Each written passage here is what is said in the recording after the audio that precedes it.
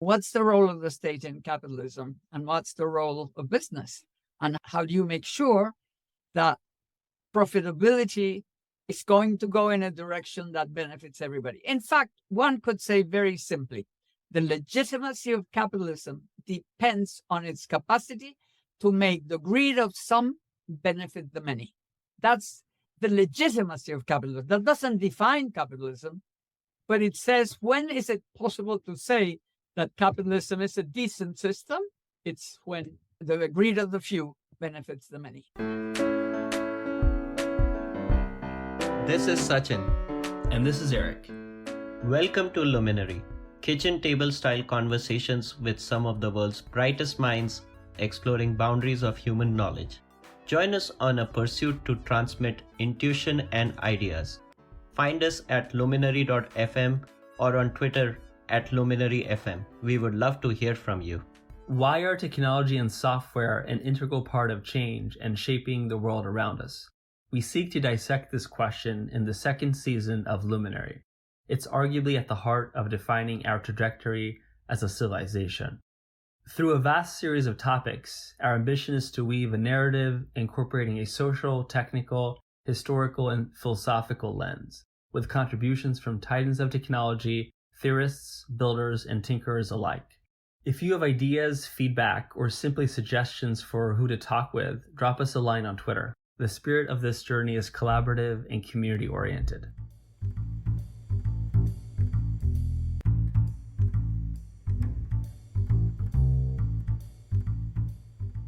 Our guest today is Carlota Perez, a pre-eminent multi-disciplinarian, scholar, and author. Carlota studies the nature of technological change and economic systems, and the lessons provided by the history of technological revolutions. Her book, Technological Revolutions and Financial Capital, is a landmark contribution to the study of technological innovation and change. She has received numerous awards and accolades, including most recently an Honorary Doctorate by Utrecht University in the Netherlands. Our conversation with Carlota centers around her framework for studying technological change and the adoption of digital technologies. We discuss the ideas behind technology cycles, the role of capitalism in influencing change, the difference between the current digital paradigm and prior technology revolutions, the role government can play in accelerating the adoption of digital technologies, and get a preview of her upcoming book, which features the role of governments in shaping technological revolutions.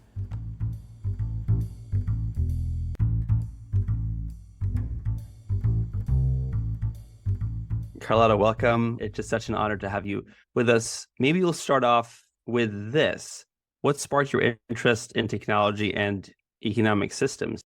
Okay, the first thing you should know is that I am a Venezuelan, and that means coming from an oil-producing country. So I had thought I wanted to be, I'm an interdisciplinarian actually. I'm not an economist. I've been fighting this idea that I'm an economist because, of course, I have become an economist through my research, but I am originally 50% economist and 50% everything else. So I'm a big picture person. I look at all the aspects, not just the strict economic things. But that was originally because I wanted to be a policymaker. I actually saw myself as somebody who would work in government or outside government, not becoming somebody in office, but just work in political change, being from a developing country and worried about our backwardness. I understood that technology was very important. So I studied economics, I studied technology. I was centered on technology, but in every single aspect. This is how I came to the point where the oil shock happened. And when I say oil shock, I'm not just talking about the shock to the developed world that got the hit and to the developing world that got an even bigger hit. I'm talking about the shock to us. When we increased 1%, well, 0.5%, the royalties, immediately production would go down in Venezuela and up somewhere else, and we would get less money than we got when we had less royalty. So I tell you, cents, I'm talking about cents. And suddenly we tripled the prices. By the way, it was a Venezuelan who organized OPEC, got the Arabs to agree to have this organization. We were all together so they wouldn't do this to us, 2-3 cents. And suddenly, from $2 to $7.50 in one year, it's not possible. How could that happen? No invasion, no retaliation, nothing. You know what happened? Within months, the North Sea was producing oil, expensive oil, and Alaska was producing oil. And this was not temporary. OPEC was able to do that because it was necessary for the oil companies and also for the US competing with Germany and Japan. So that's why, even though all this fake news, OPEC, horrible, went on, in fact, it was necessary. So when we understood this, then the idea, I was given the task of studying. I was at that time working in a postgraduate thing in university. The structural causes of the energy crisis. What was behind it? Why did it happen? Why was it necessary? Not just because the Arabs and the North Sea and all this thing. There must have been something else. At least we suspect it. In fact, I found out as soon as I started doing research that everything was oil. Plastics was oil, aluminum was oil, copper was oil, steel was oil, automobiles were oil, electricity was oil. Goodness me, what's going to happen now? Everything was so expensive now. But everything, not just oil, because everything was oil dependent. So as soon as I understood this, then finding out what was happening, I found this Fortune article in 1974, actually, which was called Too Cheap to Worry About. And what they were saying was that there was an enormous lot of technologies that could have been used by the industries that used most energy, but they didn't buy them. Why? They were asked too cheap. We couldn't bother. Labor was expensive. Oil was cheap. So I went on. I said, so what's going to happen? Now that everything is expensive, is that going to make inflation impossible? What's going to happen? Well, 2 years later, I get this Business Week article where they report the smart machine revolution, talking about microelectronics. Cheap microelectronics. Wow, this is what it is. Cheap microelectronics is going to replace cheap oil as the determining force in technology. This is a big thing. This is going to change our fate, Venezuela as an exporter. We weren't counting how long it was going to last, but anyway, it was important. We better understand this thing. So I discovered Kondratiev's long waves related to technology. I discovered Schumpeter, and I decided, no, I better write this up. I had to read the two big books, Schumpeter's long cycles, all these things. So I went, I did a master's. I came to that conclusion. I actually developed a theory which had to do with technological revolutions.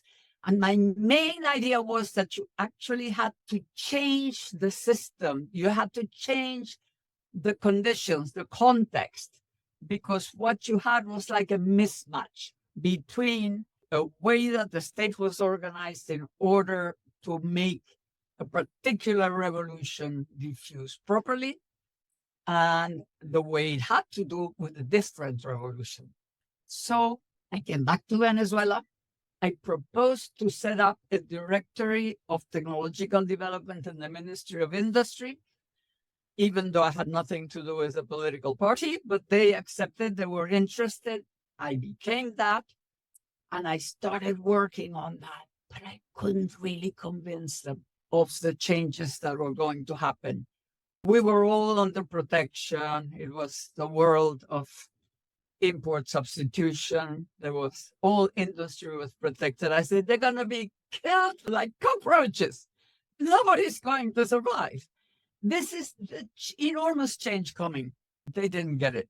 So I invited the sort of holy grail of innovation and change and all that, which was Chris Freeman and SPRU, the Science Policy Research Unit in Britain. They came, they gave lots of talks. They didn't really convince the ministers, but they convinced me to come to SPRU and give a conference. And soon they convinced me that I should become an academic. So Rest is history. Rest is history. That's the history. So to this day, understanding technological revolution has been my passion, my inexhaustible passion, because it's an enormous thing. So that's how I'm here. And that's how I'm now writing the book I will talk about later, I hope.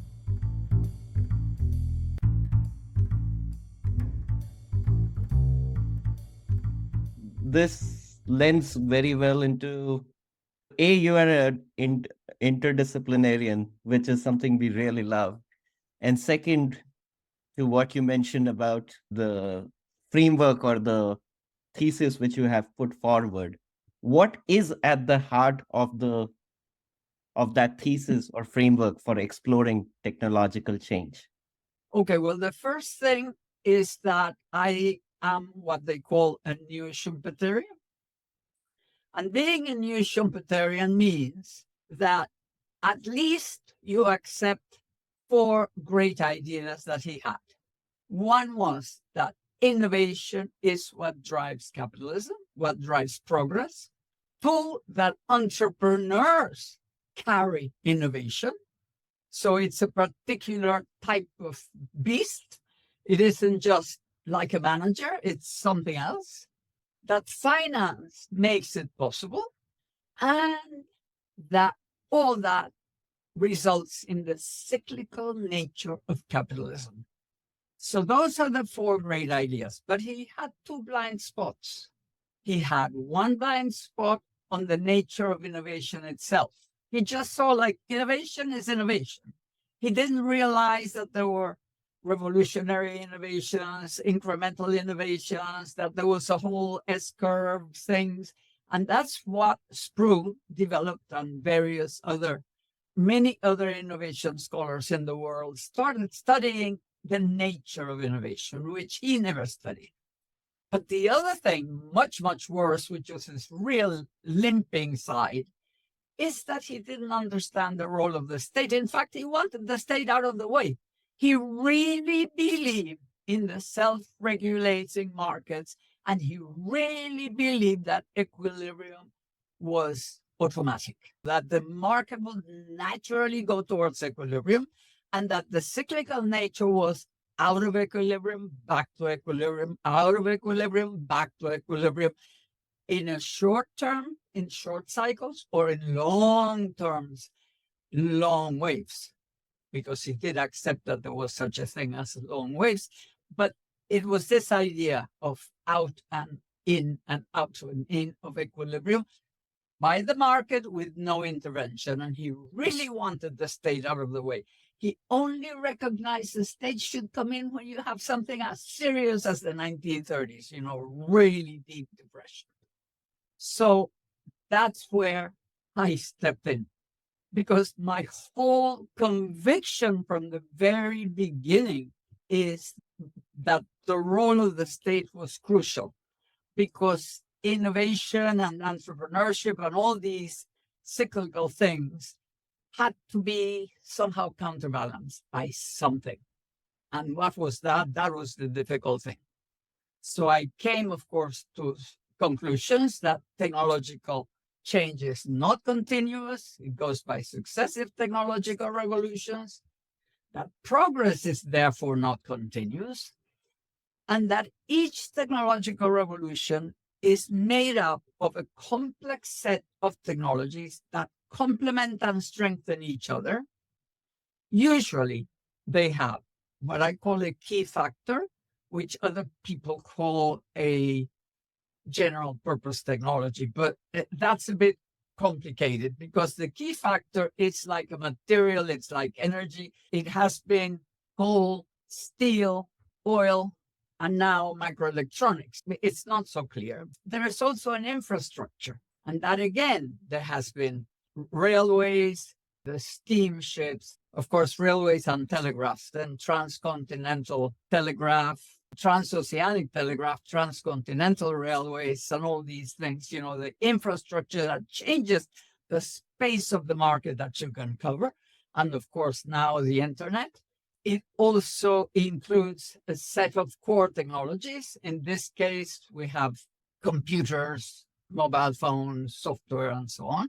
But before, it was the automobile, all the electrical appliances, the whole world of electricity really as one of the infrastructures, also the roads, the road system, and airways as infrastructure before, and so on. We can go back. Each revolution has a big set of core technologies, key factor, infrastructure, which of course means that when people say that crypto is a technological revolution, it sounds to me so ridiculous. They don't understand the complexity of what we're talking about.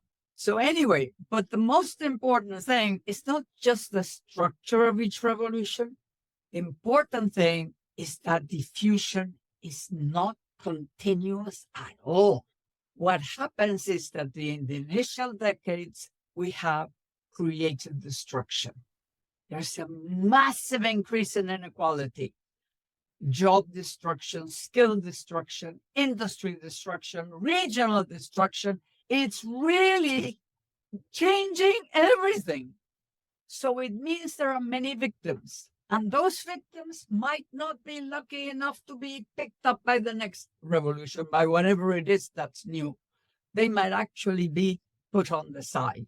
So what happens is that all this entrepreneurship, all this excitement and all this thing goes into turns into a financial feast. That financial feast was like a frenzy, is a boom. And as a boom and as a bubble, it collapses. It can collapse once or twice or three times, but the more financialized the economy, the bigger the crashes and the more dangerous they become.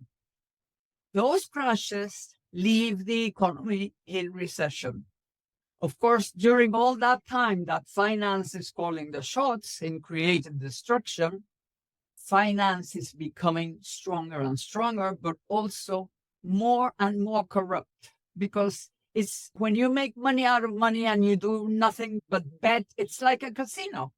So you have this huge casino, and when it crashes, there should be punishment. There should be actually accountability. This time we haven't had accountability. We have had QA, lots of money. You need money. First, the money was given after, because of 9/11. That was really, 9/11 did more harm than people believe.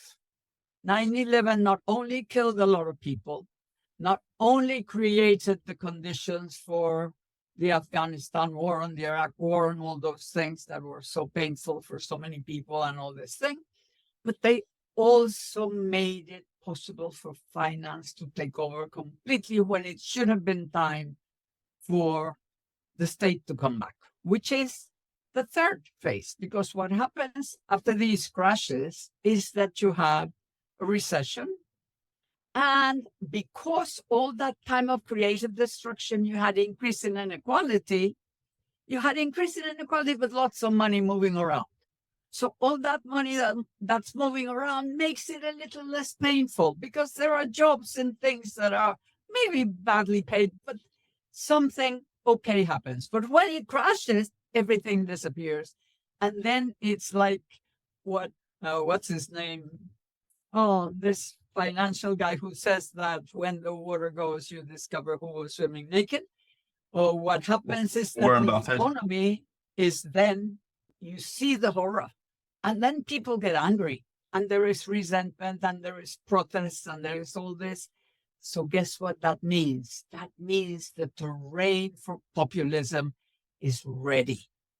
So we now have all these populists all over in advanced and backward countries, because the whole thing is the same. The world always works more or less globally as one big unit in capitalism with differences inside. So you get populism and anger, and then some intelligent people, some intelligent politicians, which we seem to have a very big dearth of now, realize that what they need is to step in and save it by setting up a win-win game between business and society and bringing a golden age.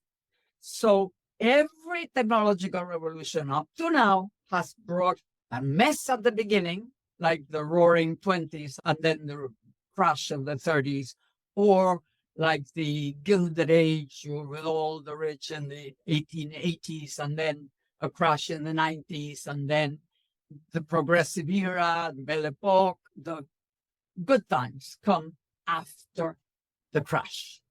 This win-win game, this golden age, has not come, because every time we've had a crash, the state has stepped in, not to save society, not to save capitalism, but to save finance.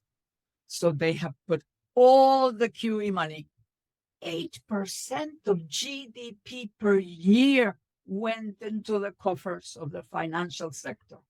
And nobody paid for the horror of the people who lost their homes. Instead of going through, in fact, FDR went through the farmers to pay the banks. It could have then set up a system to examine which mortgages were okay, and then the people could have paid the bank with the help of the state. No, the banks got all the money and the people lost their homes. So we've had the bad reaction from the state. We haven't had the reaction that brings golden ages, which every technological revolution up to now has. And if we have a chance, I can explain which are the conditions that could bring a golden age. Now, a global golden age, which would be good for everybody, and that would be wonderful. But we're not moving in that direction, unfortunately. And the framework around reading technological change, which you came up with, why is it that we apply that framework looking back last 2.5 centuries? What was it? What was different prior to, let's say, 18th century that this framework would not apply? You mean before 1772? Because capitalism as such began with the first industrial revolution. In fact, in my current book, where I'm examining each of the revolutions, I call it a proto-revolution.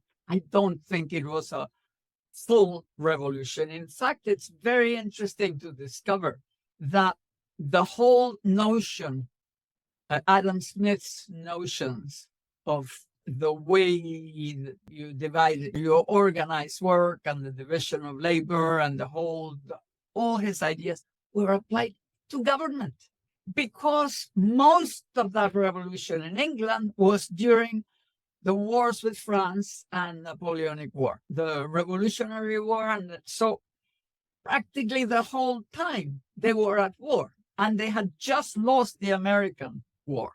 So they were really worried that they were not competent. So they modernized the state. They picked the younger. He was 23 when he became prime minister, a very young person, and I would call him a government entrepreneur. He actually transformed government into a very modern machine.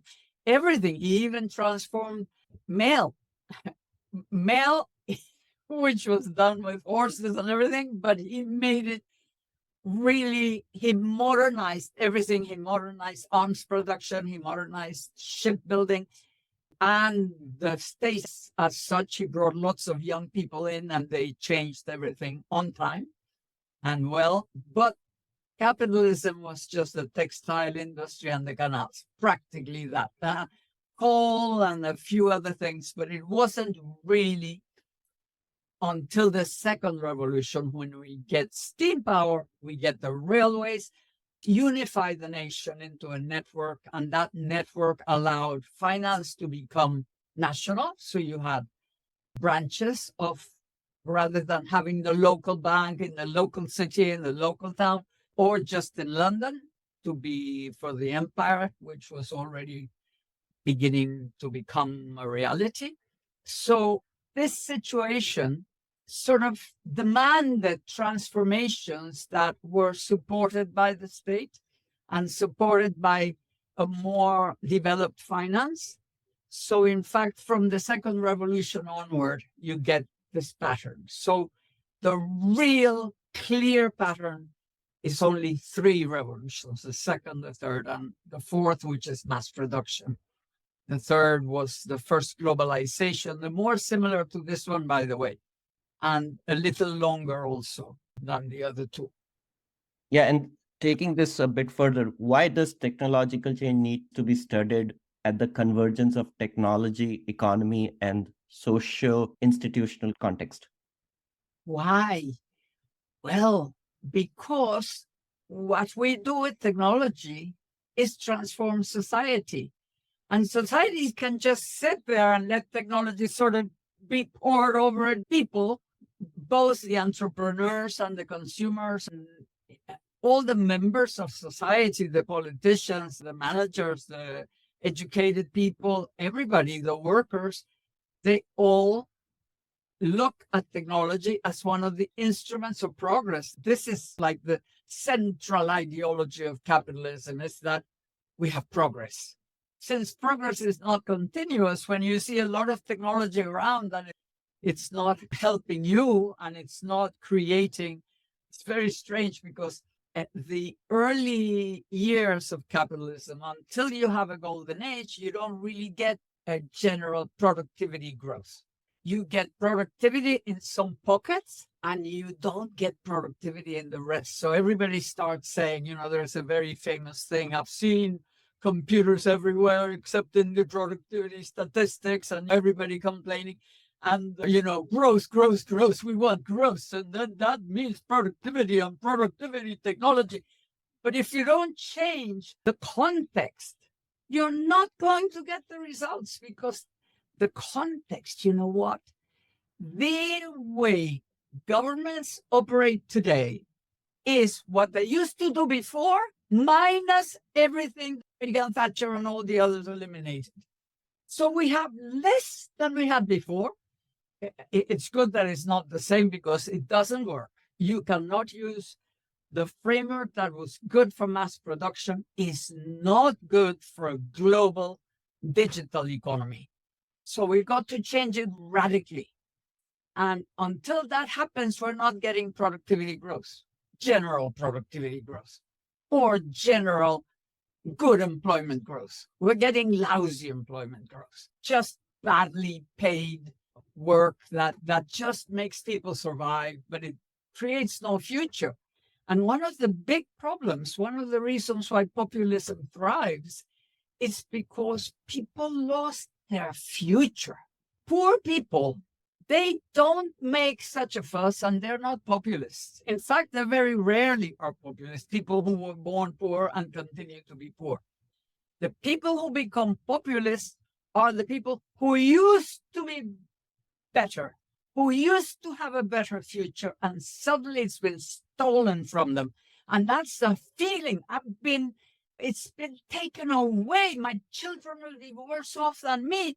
Who's offering me heaven? Who's offering me to get back to where I used to be? Make America great again. What does make America great again mean? Means let the blue-collar workers be middle class again. But the blue-collar jobs were not middle class. The blue-collar jobs, when they got to Asia, became low-wage jobs, because it wasn't the job. It was the socio-institutional framework. It was the welfare state. It was the consensus between society and business that they would share the fruits through taxation. Do you know how much the top tax rate was during Eisenhower's time in the 1950s and the beginning of the post-war boom? 91%, like in Sweden, for 10 years. 91%. Of course, hardly anybody paid it because they had all sorts of lawyers. But this is just to tell you they paid quite a bit, not the 91, because there are lots of lawyers made a lot of money making sure that people didn't pay that. But the thing is that this was understood. Business understood something very simple, that if you have dynamic demand, you can produce more, you can increase productivity. They already discovered during the war that they could produce 14 airplanes per day.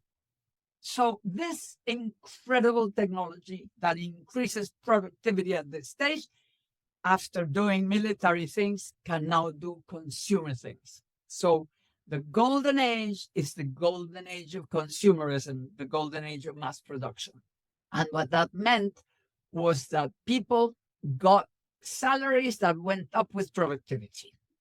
So if salaries go up with productivity, there is more demand in the street. So you can buy houses, you can have a car at the door, you can have them full of electrical appliances, you can fill the refrigerator with frozen foods, you can fill the cabinets with tin things, you have curtains and clothing made of plastic textiles, synthetics, you have the boxes, you have the car, amazing the amount of business that grew out of the possibility of suburbanization, which was the direction in which, two directions actually, that the state gave.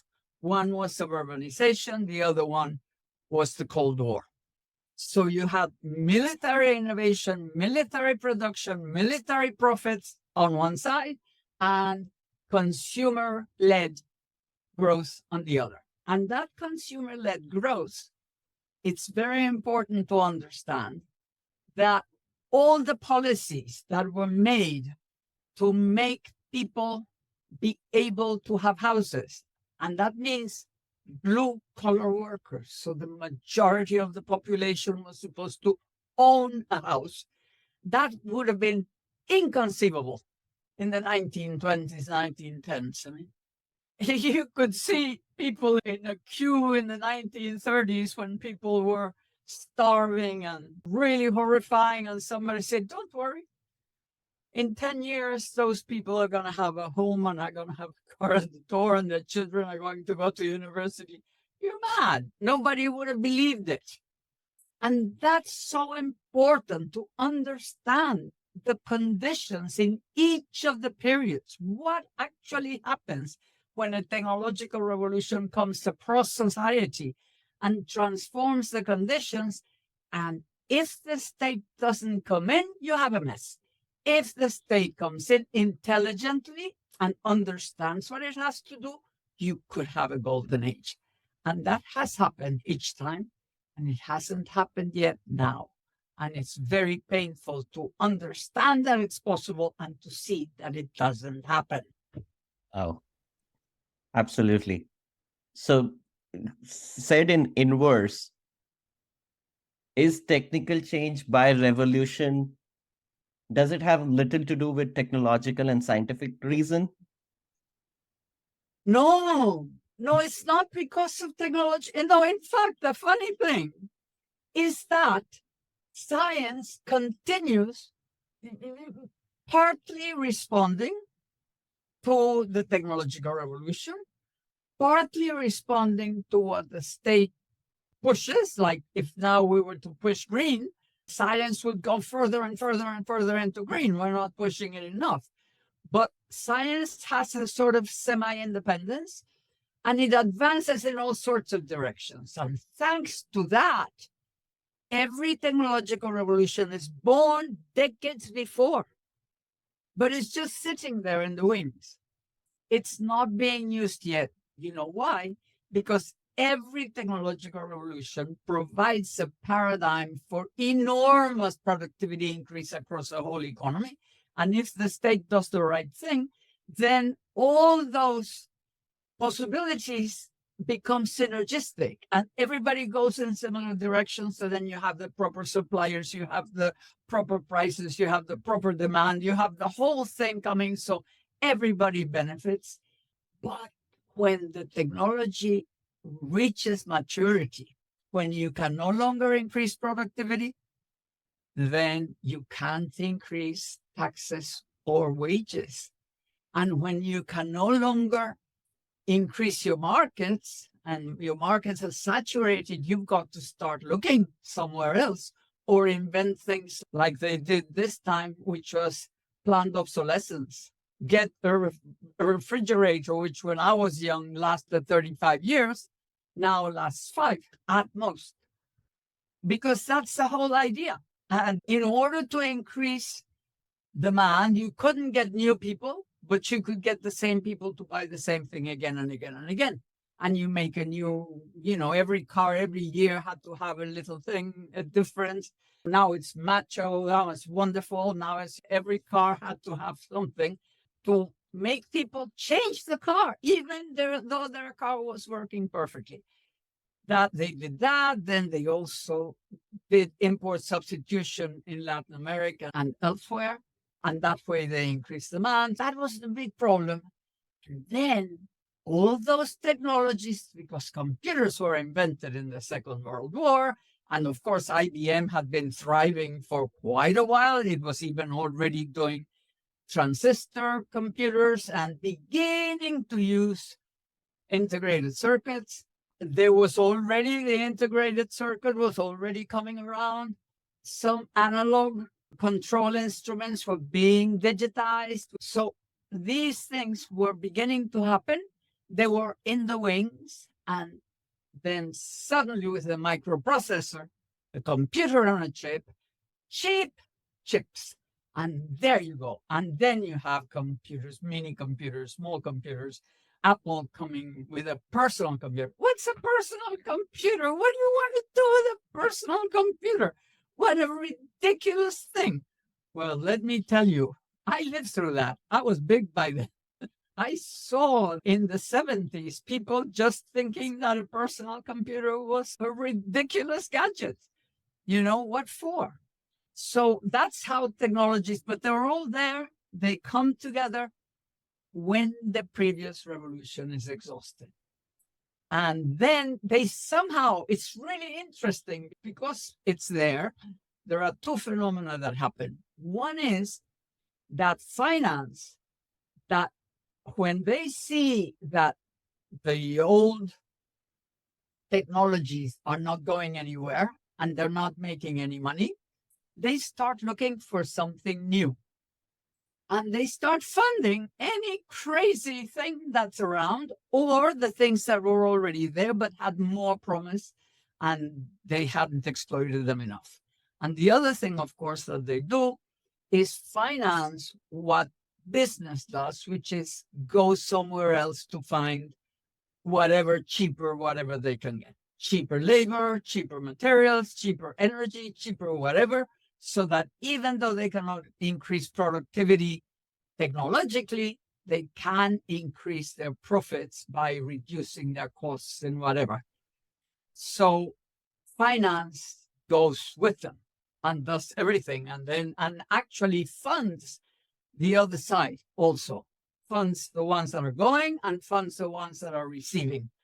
That's why there are always very serious financial crises 15, 20 years later, because they lend whatever, in whichever way. And this time they had all the oil money to lend. So that's why the crises were so deep this time. Maybe fleshing out this line of inquiry a bit further. In your book, Carlota, you say that technical change by revolution has little to do with technological and scientific reasons. So I want to make sure we understand what you mean by that. What I mean is that technological revolutions become the paradigm, the logic, the way of doing something as long as it's still profitable, as long as you're still innovating, as long as you're still increasing productivity, as long as you're still growing. When you start meeting limits, then you need new things. You absolutely need something else. Now, people are so tied to their own, to this vision that has made them successful. Don't forget that all the heads of all the big companies have made their success on top of the existing paradigm. So this time we had all those people that were the heads of the steel companies, of the car companies, of the electrical companies, of the refrigerator companies, General Electric, all these guys. They all had made their success on the basis of using the logic of mass production. The logic of mass production also had to do with using, turning everything into electrical things. The last ones were the electric toothbrush and the electric can opener. You get to the point where you've electrified every imaginable thing. So now you need a can opener that's electrical. So when you get to such ridiculous ends, then it's obvious, first of all, that they last a very short time. They come to the market and within 2 years, they become commodities and they're worthless.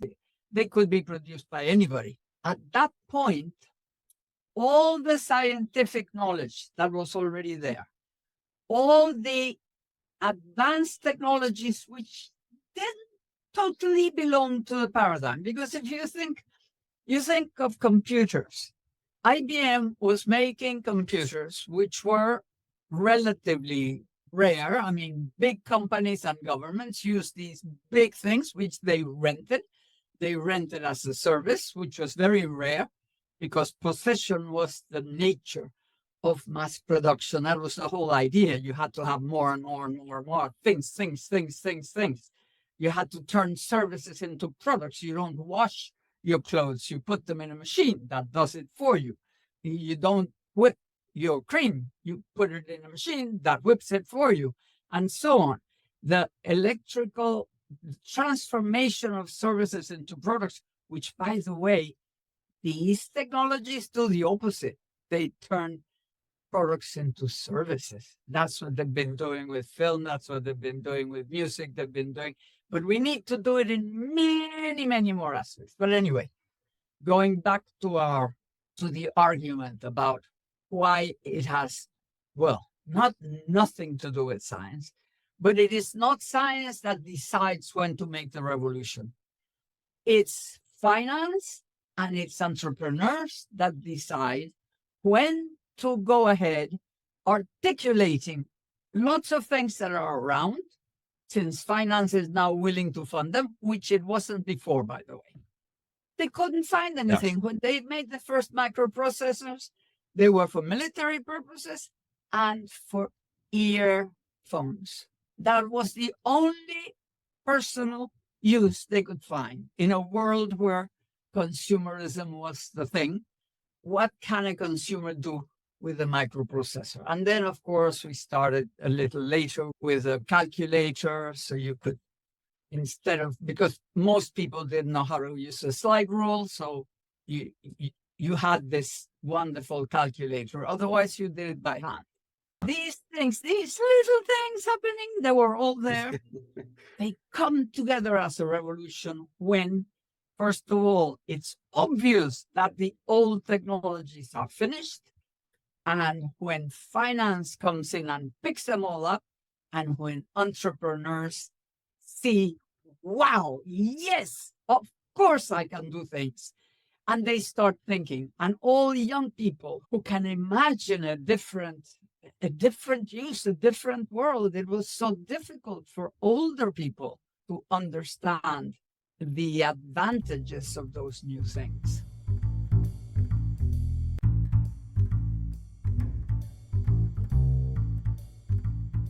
Reading your book, it's clear that capitalism has an instrumental role in your thesis. And first, before we get to the question, what is your 20-second definition of capitalism? You want it in 20 seconds? Yes. Well, maybe to define capitalism, you could think of it as a system based on, as Schumpeter would have said, based on innovation, based on profit seeking, and not necessarily in general progress. General progress is almost an accident of this combination of innovators and ambitious people trying to become rich. Then they do it, and by accident, they actually generate progress for everybody. That's not their purpose. And one of the things that the state has to do as representative of society, especially in democratic societies, but not necessarily, because the Chinese are also doing it and they're not a democratic society. What the state has to do is to take all those possibilities, all these very ambitious, profit-seeking people, and make the conditions such that if they do what's good for everybody, they'll be more profitable.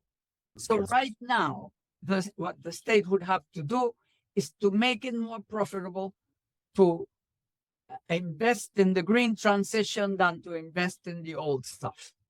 Yeah. And you do that by changing all sorts of things. So capitalism is a system where society has a representative core that makes sure that all these mad people looking for profit will end up benefiting everybody. That's what capitalism is. But it loses track for a while the technological revolution is being installed.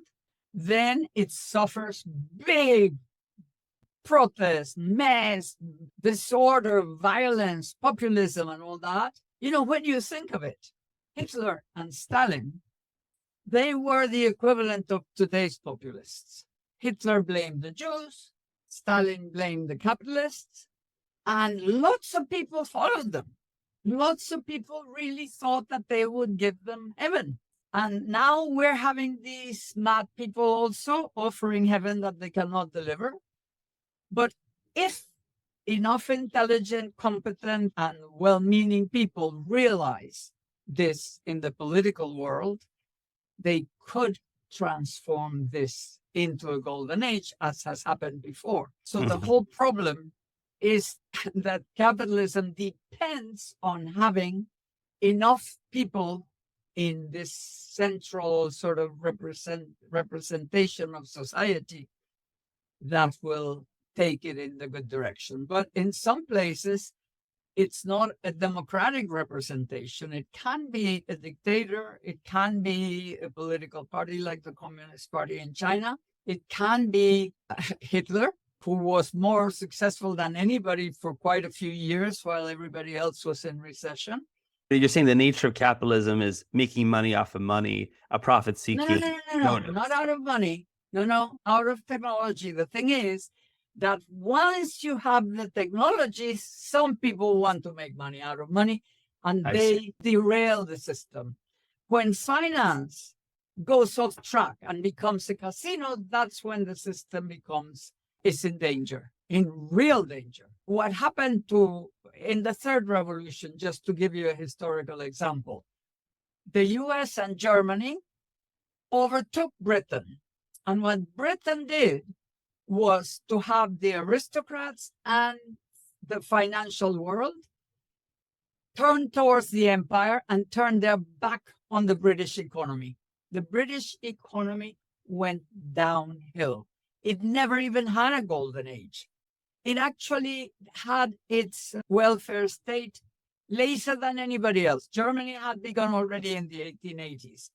The whole of Europe was doing it in the early beginning of the century.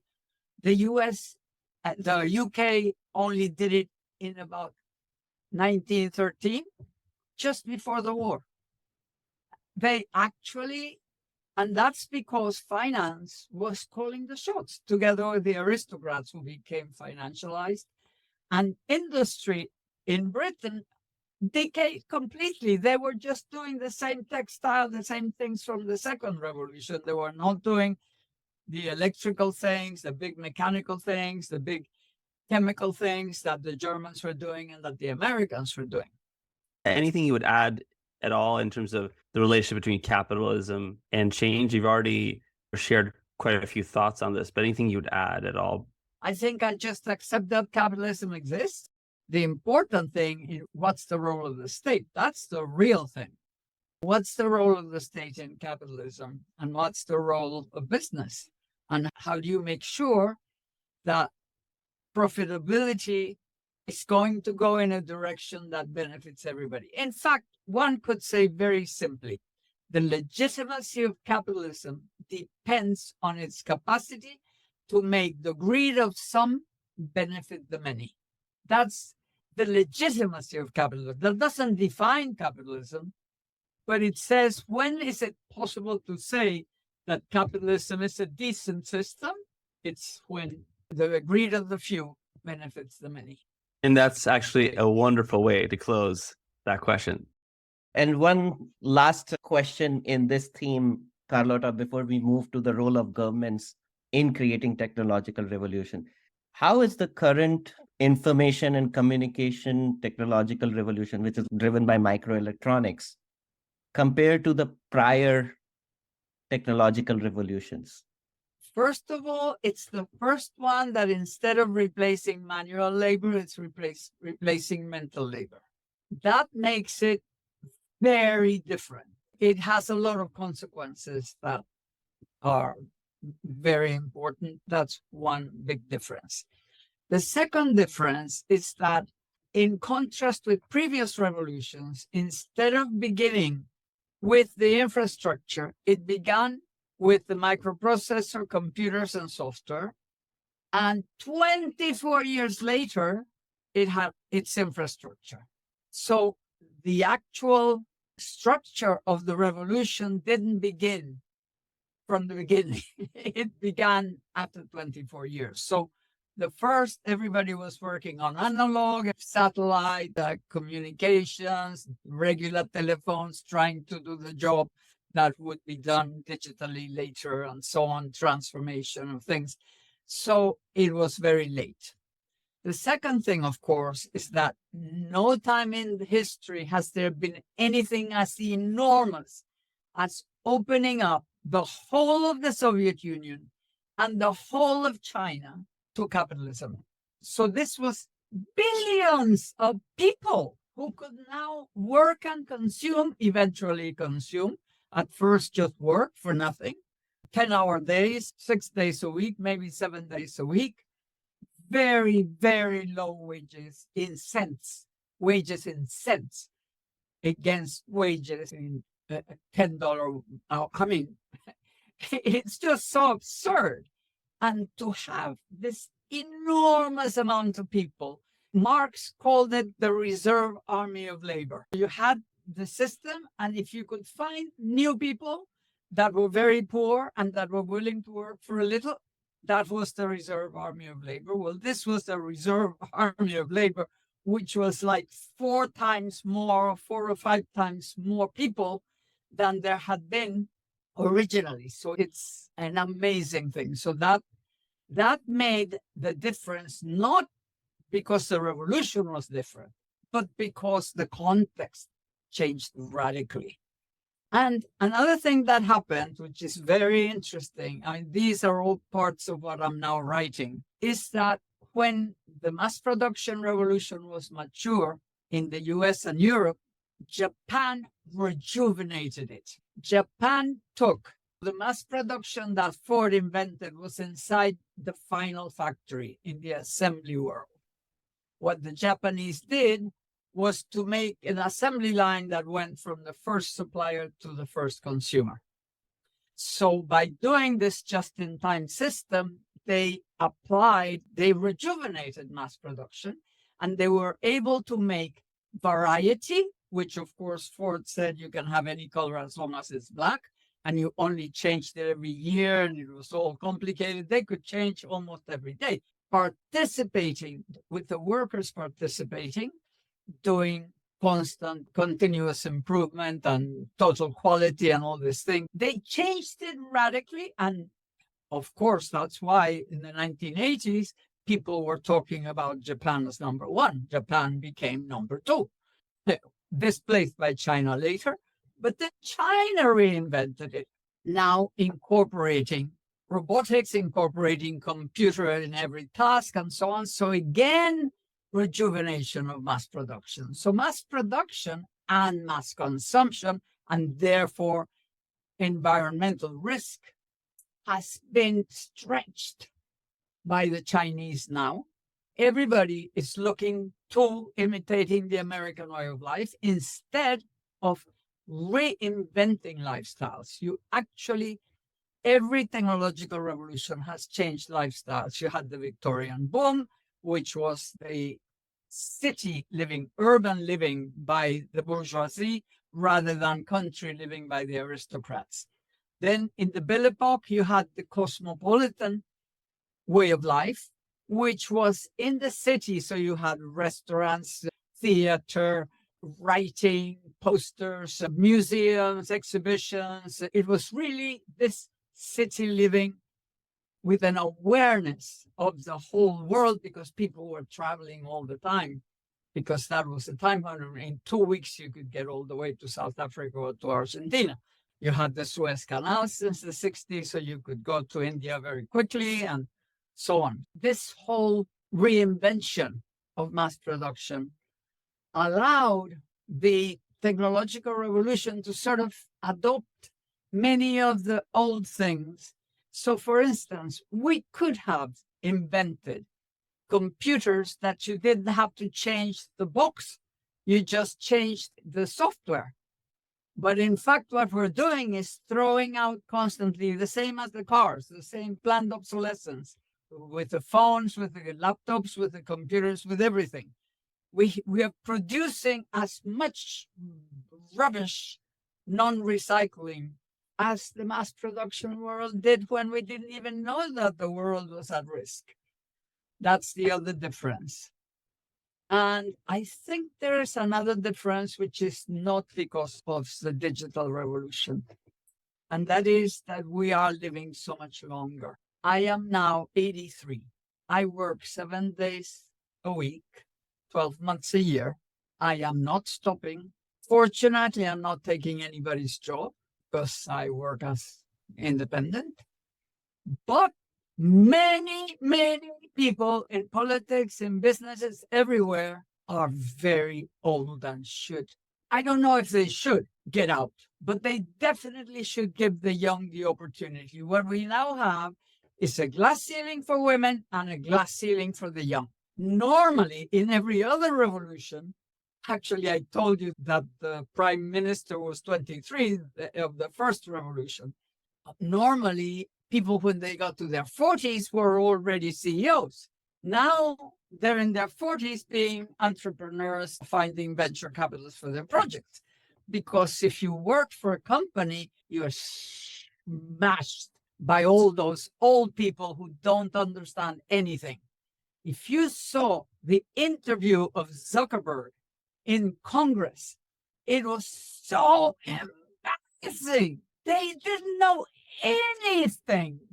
And you can't have the leaders in a time of revolution not understand what in the world is happening.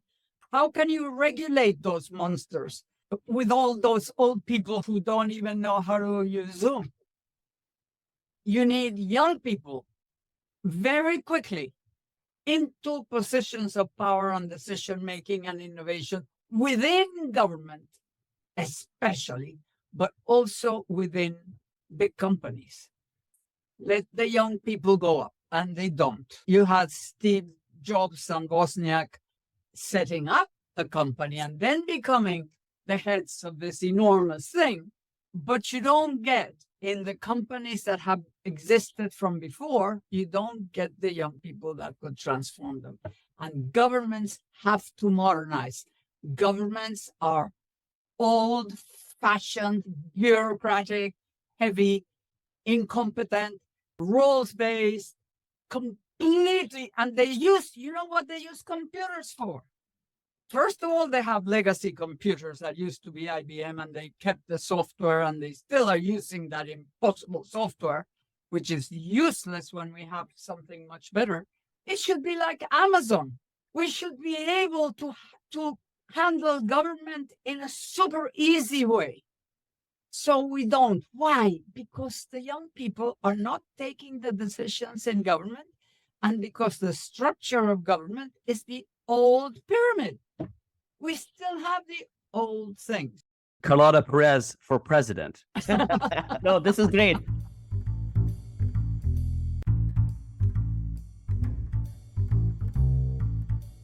I'd like to switch gears and talk about governments and technological revolutions. We'll start with what's the role of government in technological revolutions? Although many of my friends will disagree with me, the role of governments in the first decades of technological revolutions is to let finance call the shots, is to get out of the way. But of course, the way they did it this time was brutal. It was criminal. They should have done it.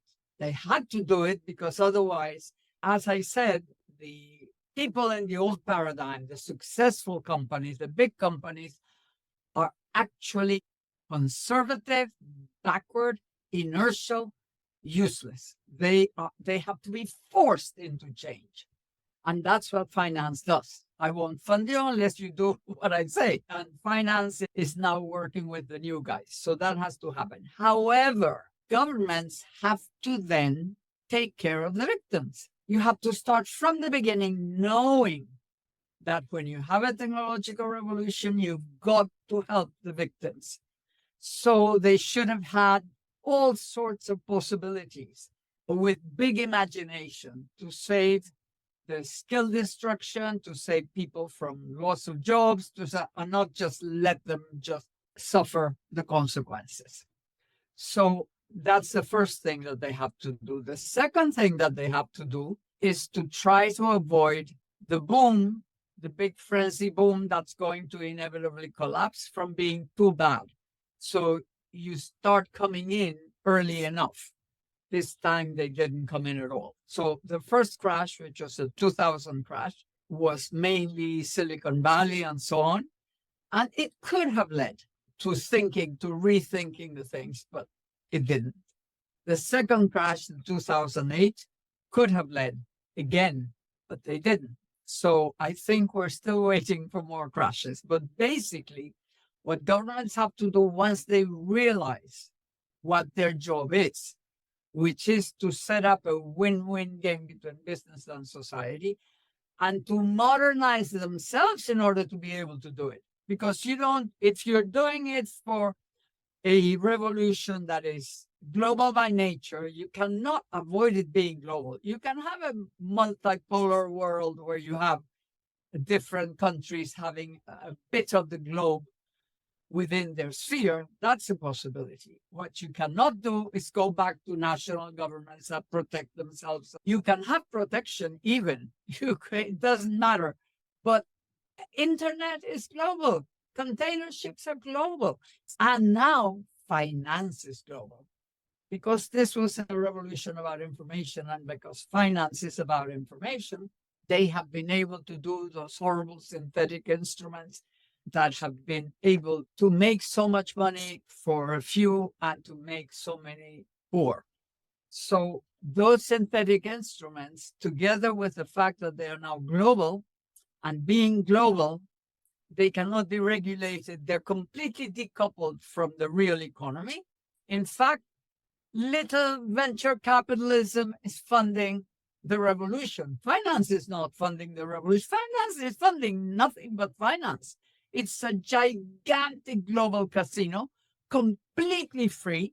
If any country dares try to stop finance from its worst things, they just get out. They don't have to stay anywhere. So they are completely autonomous. They are global. And the only way to solve that problem is to set up a global institution, which could very well take a financial transactions tax every time they move their money, and use that money to fund the greening of the South, which is indispensable for the planet and indispensable for the North itself.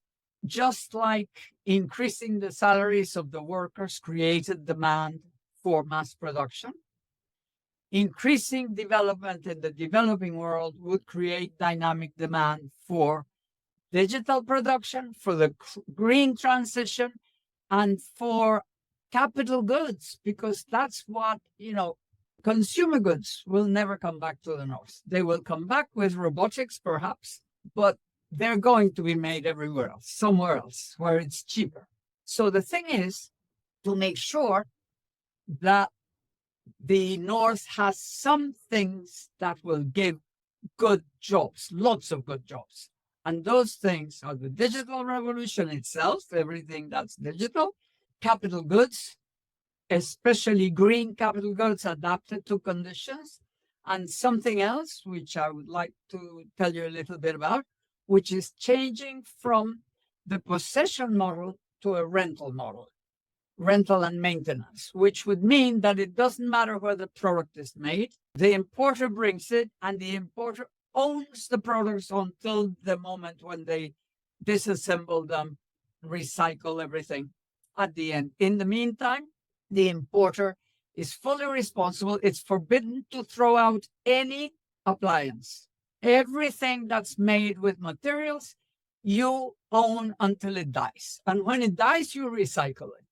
And in the meantime, you rent it, you have maintenance.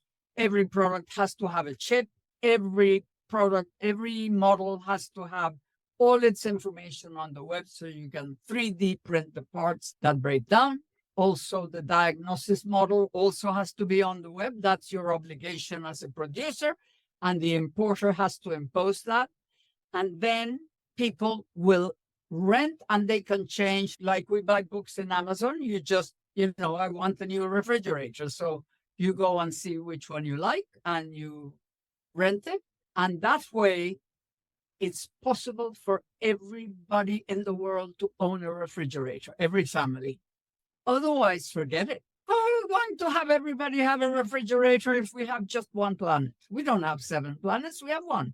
So with that one, we want to make sure that it's possible for everybody to have a good life. And for everybody to have a good life, we need to have the things that help the good life be very long lasting. And with current technologies, it is possible to have products that will last 80, 90 years. When I was young, the refrigerator lasted 35 years. Now it lasts 5. So something wrong happened because we have advanced a lot. So the changes that have to happen are major lifestyle changes, regulatory changes. So the government, to do that, all you have to do is you set up a new framework, and that's it. And you're responsible. If you import something, you take care of it. It's yours. And people will rent, and you can make a lot of money. And in fact, it would be fantastic for the importers to be the ones who will make the producers compete. Because if it lasts longer, the importer makes more money.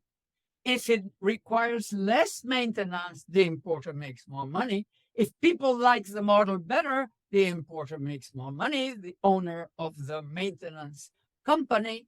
So the competition would be ferocious. So advances in those goods, wherever they're produced, would increase in every way. So that's one thing that governments could do. I mean, it's that big, the sorts of changes that have to happen. There is a business model. About funding the global south, that's also a change. Basic income, super important. The whole welfare system that we have is designed like a tailor-made suit for mass production. You have unemployment insurance. What's unemployment insurance? It is a system that's based on the conviction that people will have jobs for life, and every so often they might be out of a job for a few months.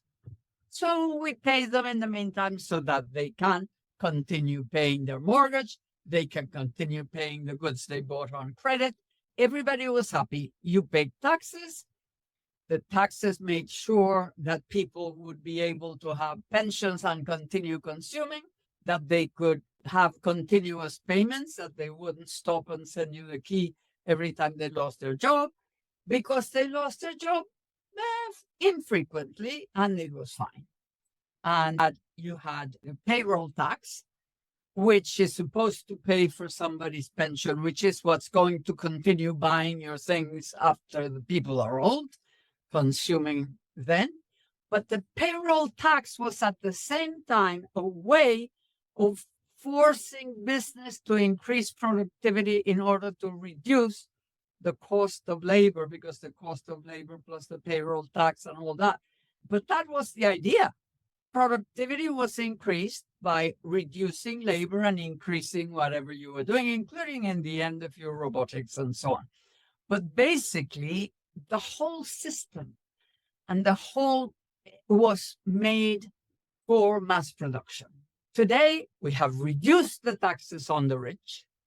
We practically don't protect the workers that lose their jobs. Jobs are lousy. There is no guarantee that there's going to be a proper pension at the end. There's nothing of what was there for the previous model is really capable of confronting what we now have. So what we need now is a very simple system, which is called universal basic income. Every single person receives an amount of money that is enough to eat, to have transport, and some minimum shelter. So everybody has that. So if the young want to innovate, they want to become singers or dancers or whatever, they can do it. They can get together. They can do all sorts of things.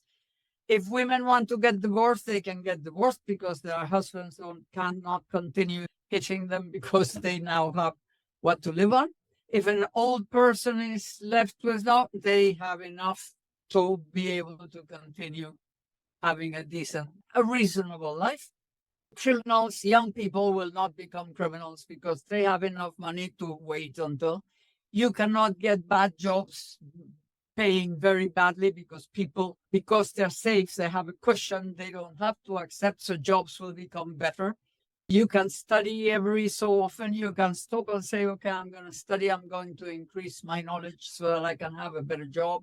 And the most important is that it isn't going to cost a lot of money, because what you do is that you give everybody that, but as soon as somebody starts earning a certain amount, they return a third in taxes, then a little more, another third, and another third.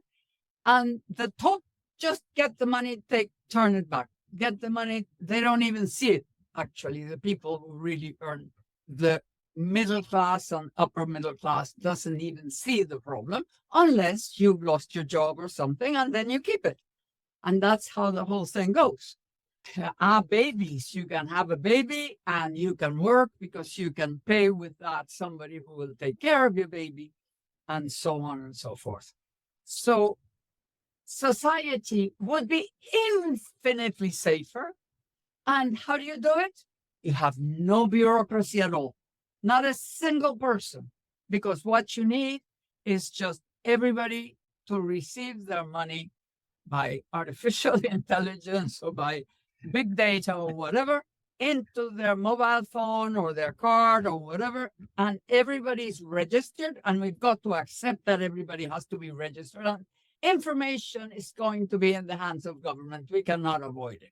Of course, when Putin and the Chinese intervene and all that, well, we have a problem. But we've got to solve the problem as a problem. We can't just say, the government cannot, they're going to have the information. Well, they need it. And they better, you have to have a law that says if government abuses that information, they go to jail.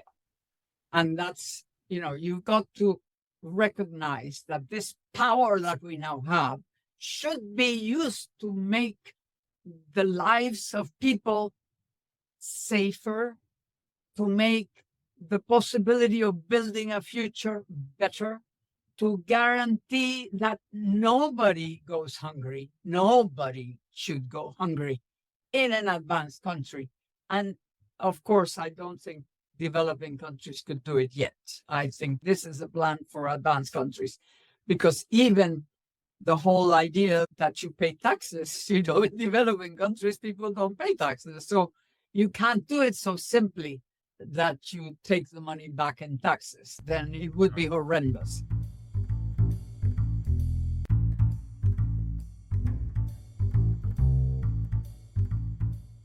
Anything you want to say about your latest book that you've now been working on for some time? My first book was about finance and technology. So it was basically about how the installation period happens and how the whole picture, the whole theory. But because I find that the importance of the role of the state is so crucial for people to understand, and especially because we are at the moment when the state should come back in, and we are at the sort of at the door of a possible global sustainable golden age, then I am looking at every technological revolution from the first one until now and seeing the role of the state in shaping technology. It's a big endeavor. It's bigger than me. It has taken me years. I'm working very hard. I am not a historian. It's like I wasn't an economist and I became an economist and I've become a historian. Because if you really want to do something, you work hard, and I am working very hard. And that means that if I can, I'm hoping to finish this year, and I'm hoping to show that a golden age is possible by looking at the past. I'm hoping to show what has to be done and how these technologies could actually, what I was saying before about the development of the developing world as a condition for saving the advanced world from populism. That's one of the things I want to argue, and I want to argue it historically and with enough substance to what I'm saying. We're all very much looking forward to that book. Yeah, cannot wait to read that. Cannot wait to finish it so you can read it. And I'm hoping I can put it online so that everybody can read it for nothing.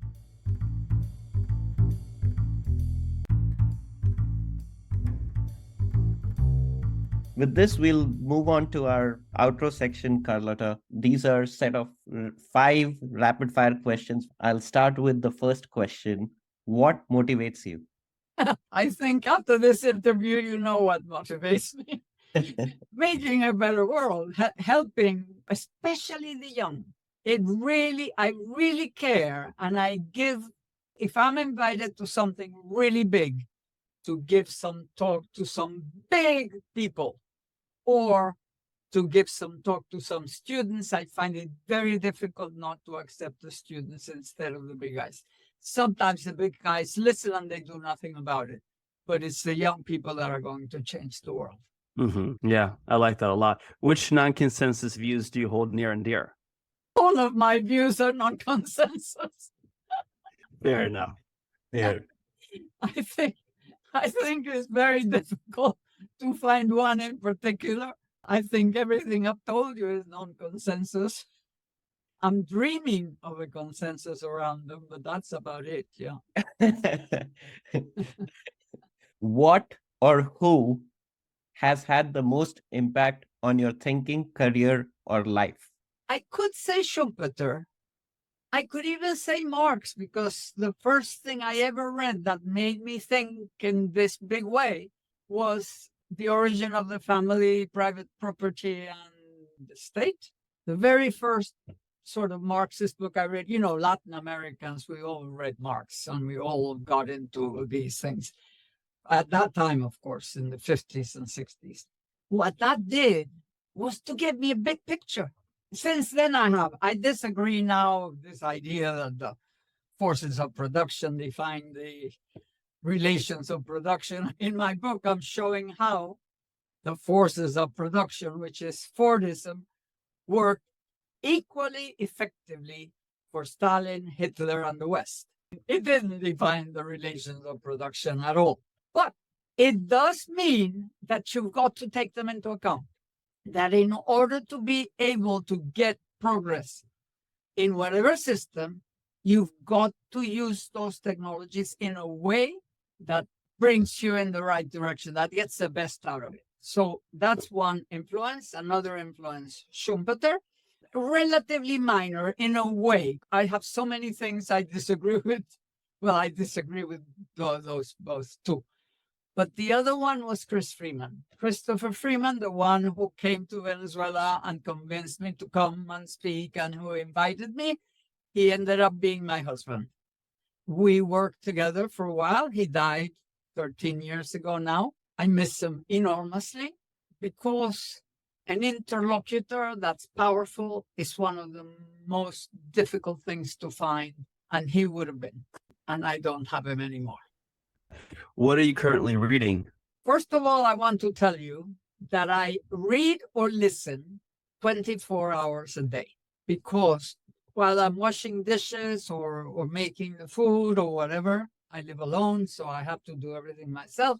I listen to audiobooks, or I use the readers, which are getting better and better, of Word and of Microsoft Bing and all, whichever one will read to me. I don't care if it sounds like machine. I don't care because I get the context. I listen to audiobooks, as I said, and I read in Kindle. I'm constantly reading, and I am reading, of course, 8 books about China. I have to read so much, because not being a historian and discovering that historians are not big picture people. Historians tend to be, with very, very few exceptions, they take a little bit of reality and they study either a country or a region or an industry or a period. And I need all those things together.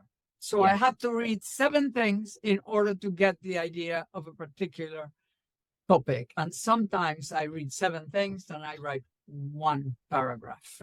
And of course, I also use Wikipedia and now ChatGPT and everything, any source. So I am constantly reading literature. For years now, I've been writing or working or so on, and I practically cannot. I see movies every so often. I watch good movies if I can get them. But reading literature, I am horrified because I used to be fanatical. I used to read 2-3 books a month. Now I don't even read 2-3 a year. So it's my work. It's my work. It's my work. It's my work. And I read and read and listen and listen and read and listen and read and write. And That's great. That's great. We hope you enjoyed the conversation. For more information and latest updates, visit us at luminary.fm or follow us on Twitter at luminaryfm. Please subscribe to the podcast, pop us an iTunes review, and share with friends. Don't forget to check out the show notes. And a quick disclaimer, the views and opinions expressed in this episode by the hosts and the participants are solely those in independent capacity and do not in any way represent the views from any organization, company, or management they may be associated with. And thank you for listening.